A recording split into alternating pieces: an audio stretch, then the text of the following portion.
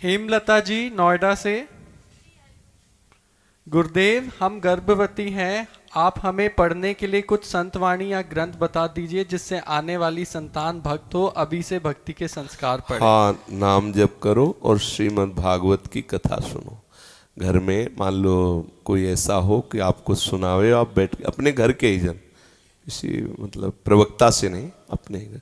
और यदि कोई ऐसा ना हो तो आप स्वयं पढ़िए, स्वयं सुनिए और प्रभु से प्रार्थना कीजिए।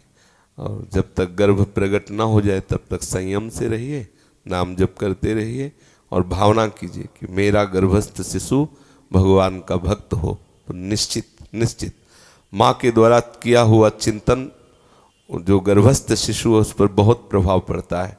जैसे गर्भ में शिशु है और जो लोग संयम धारण नहीं करते तो बहुत तरह से उस शिशु के संस्कार और उसके स्वास्थ्य पर प्रभाव पड़ता है। खान पान का संयम नहीं, भोग विलास का संयम नहीं, तो उस शिशु में बहुत हानिकारक वृत्तियां और दोष प्रकट हो जाते हैं। रोग युक्त शिशु हो जाता है और उसकी बुद्धि जो है वो अध्यात्म बलहीन हो जाती है, क्योंकि जैसे संस्कार डाले जा रहे हैं ना, वो गर्भ में ही संस्कार की रचना हो रही।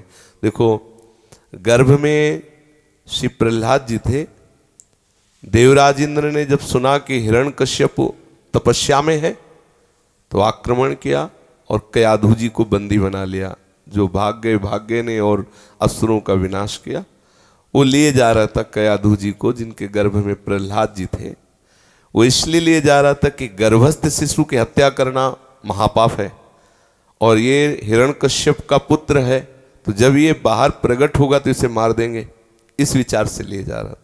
नारद जी आए और देवराज इंद्र से कहा, तुम्हारी बुद्धि बिगड़ गई है, तुम जिस गर्भस्थ शिशु की हत्या करना चाहते हो तुम्हारी सामर्थ्य नहीं कि उसकी हत्या कर सको, क्योंकि इसके गर्भ में जो बालक है महातेजस्वी प्रभु श्री हरि के चरणों का दासत्व लिए हुए है। तुम्हारी सामर्थ्य नहीं कि उसके तेज के सामने तुम टिक सको, इसलिए इसे छोड़ दो।